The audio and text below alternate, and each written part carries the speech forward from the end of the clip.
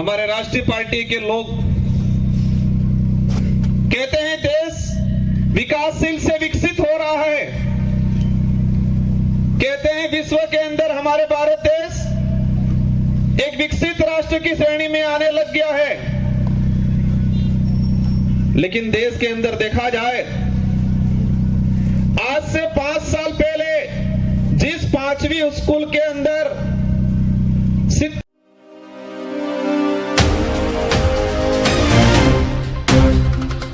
84 विधानसभा के विधायक महोदय श्रीमान राजकुमार जी रोज साहब को आमंत्रित करता हूं कि वे आएं और अपना वक्तव्य रखें।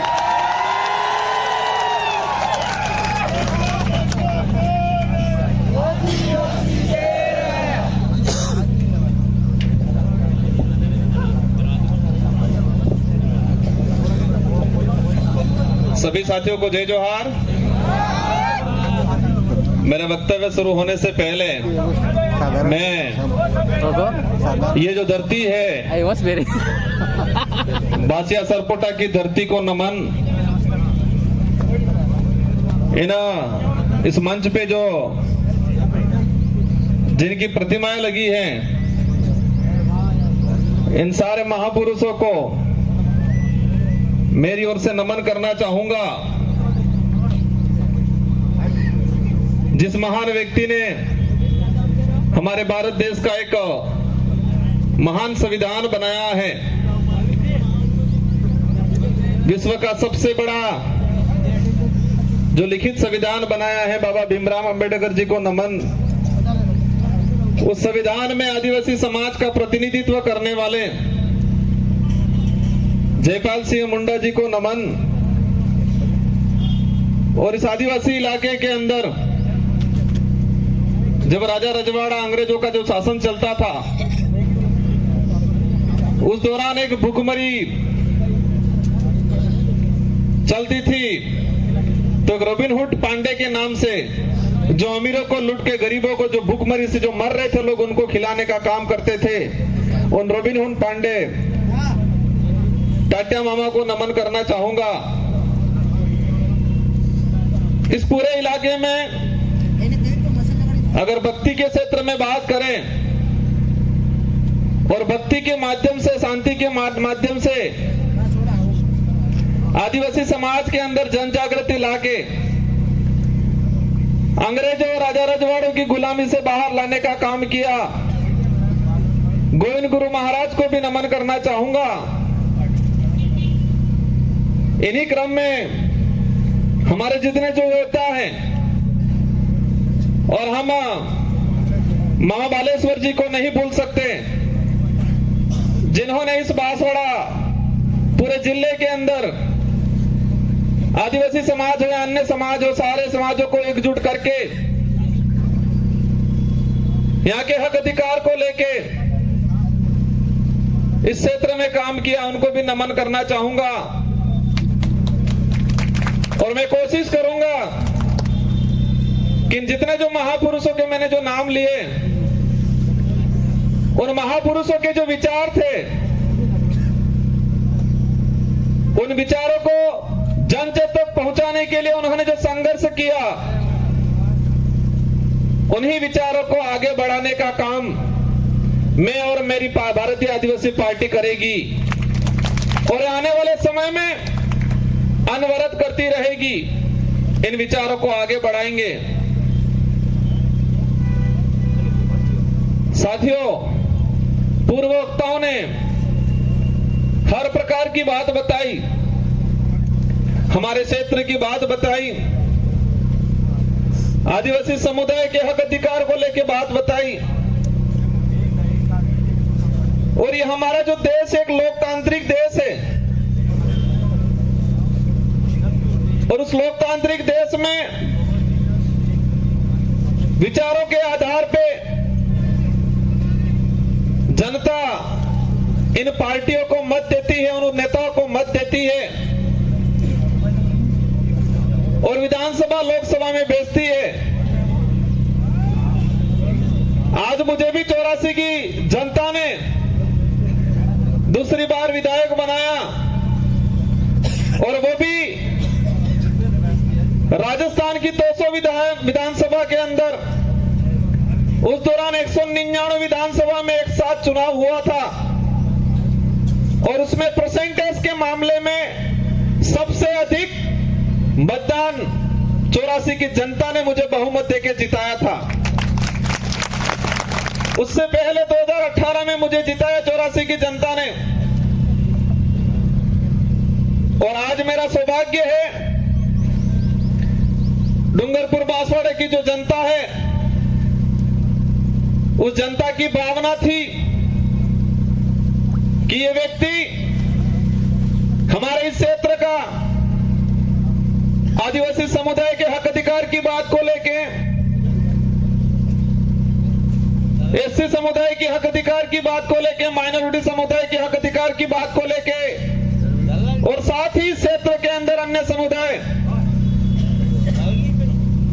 जो मानवता में विश्वास करता है, इन सारों लोगों की जो भावना है, उनकी बात है लोकसभा में ये व्यक्ति पहुंचाएगा। ये आपने विचार किया और आपके विचारों से हमारे पार्टी की जो सिलेक्शन प्रणाली है, इस भारत आदिवासी पार्टी में हाईकमान नहीं होता है और इस पार्टी में हाईकमान आम जनता, आम कार्यकर्ता होती है। और आपकी भावना के अनुरूप मुझे इस लोकसभा क्षेत्र का सांसद प्रत्याशी बनाया और मैं उम्मीद करूंगा कि जिस भावना से आपने मेरा सिलेक्शन किया है, उसी भावना से मेरा इलेक्शन भी करोगे, ये मुझे उम्मीद है आप सबसे। मैं आप सबको भरोसा भी दिलाना चाहूंगा, इस देश को आजाद कराने में इस क्षेत्र के अंदर आजादी से पहले जो शोषणकारी नीति वाले लोग थे, उनके खिलाफ ये जो जितने जो महापुरुष हैं, उन महापुरुषों ने अपने विचारों के माध्यम से इस क्षेत्र में जन जागरण किया, लोगों को जागरूक किया और अपने हक अधिकार के प्रति लड़ने के लिए प्रेरित किया। और मैं वही विचार, ये जो महापुरुष हैं, उन महापुरुषों के जो उद्देश्य थे, इन उद्देश्यों को उन्हीं के विचारों के माध्यम से मैं पूरे करने की कोशिश करूंगा। साथियों, आज का जो कार्यक्रम है, अनुसूचित क्षेत्र में आरक्षण व्यवस्था, आरक्षण को लेकर महासम्मेलन,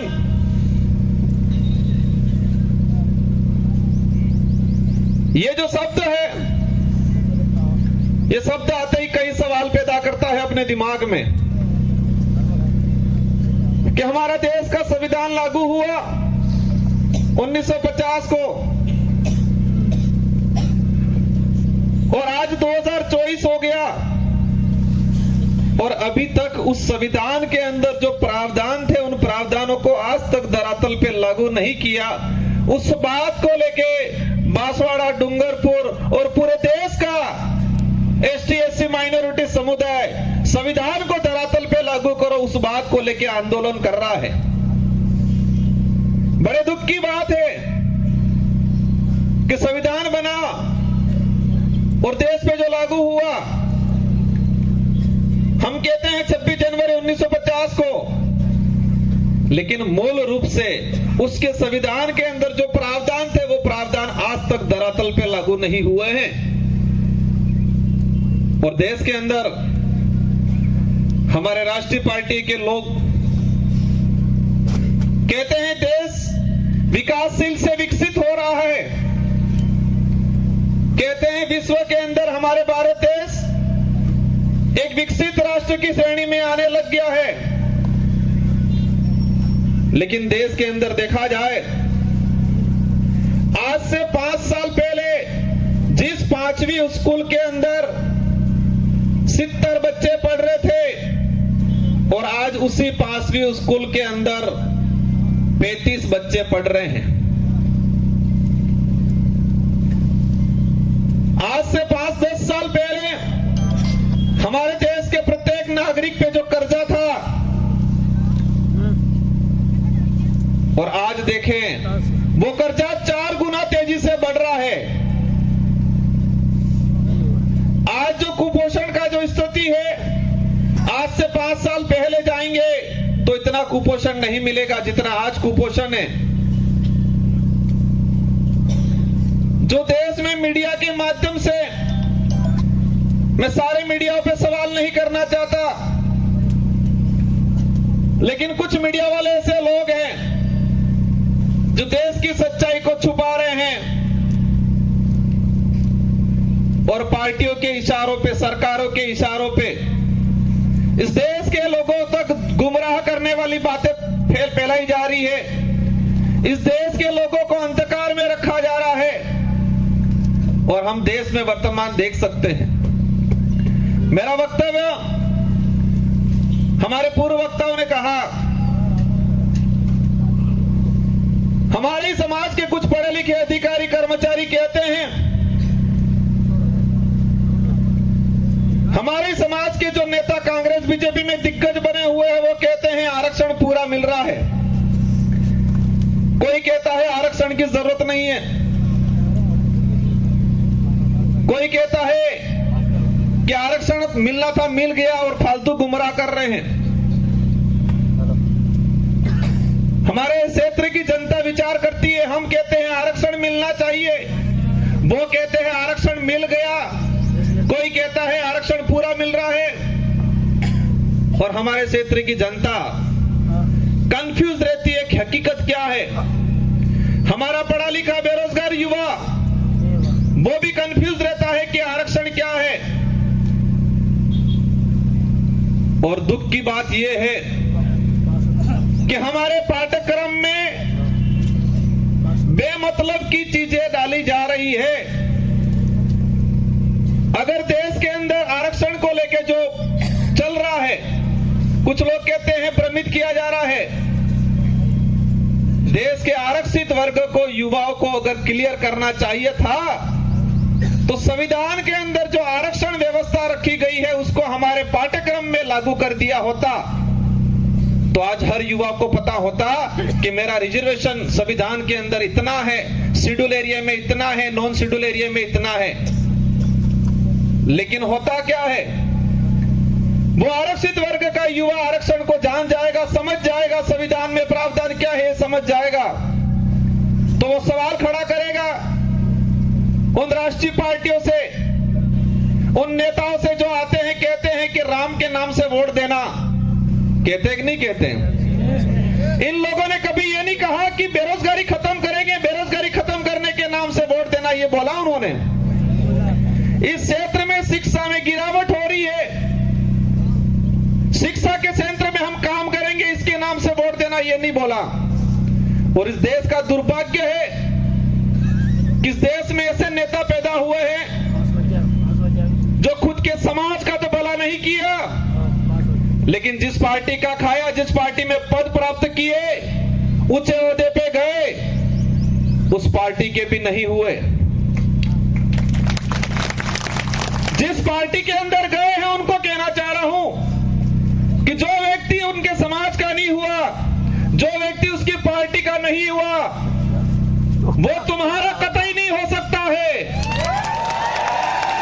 और इस क्षेत्र में देखा है मैंने, हमारे जनरल वर्ग के भाइयों को जाके ये भड़काते हैं, कहते हैं कि तुम चिंता मत करना, मैं तुम्हारे साथ हूं, ये बोलते हैं। तो हमारे उन भाइयों को भी कहना चाहूंगा, जो खुद के समाज का नहीं हो सकता है वो आपका कभी नहीं हो सकता है। ये विचारधारा सच्चाई को लेकर लड़ रहे हैं। ये विचारधारा, हम कहते हैं हम आदिवासी समाज में पैदा हुए हैं, मेरा पहला फर्ज बनता है कि मैं मेरे परिवार के लिए, मेरे समाज के लिए बात रखूं। साथ ही क्षेत्र के अंदर हमारे एससी समुदाय के भाई हैं, माइनॉरिटी समुदाय के भाई हैं, इसके अलावा किसी भी वर्ग का गरीब भाई है, उसकी कोई भी बात होगी, कोई भी समस्या होगी, उसका निराकरण करेंगे हम लोग। और ये देख सकते हो हमारे 84 क्षेत्र के अंदर हर व्यक्ति ने हमको मत दिया और मुझे मेरी विधानसभा में प्रचार करने की जरूरत नहीं पड़ी थी। हमारे कार्यकर्ताओं ने मोर्चा संभाल लिया था और हाईएस्ट मत जो राजस्थान में टॉप 2 में लाके रख दिया मुझे। आरक्षण व्यवस्था को लेकर कुछ आंकड़ा मैंने क्लियर किया है। अलग अलग डिपार्टमेंट की भर्तियों का, लेकिन इस मंच के सामने ही हमारे खाकी वर्दी वाले भाई दिख रहे हैं, इसलिए मैं उनके डिपार्टमेंट का कुछ आंकड़ा बता दूंगा।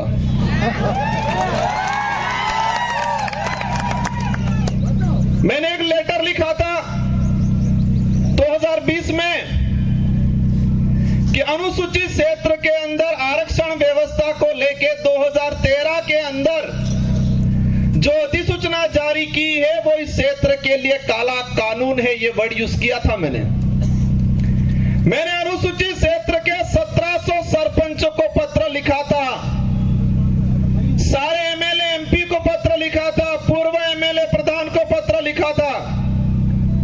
मैंने 2000 के करीब लेटर लिखे थे और उस लेटर में हेडिंग लिखी थी कि 2013 की अधिसूचना आदिवासी समुदाय के लिए काला कानून है, ये वर्ड यूज किया था मैंने।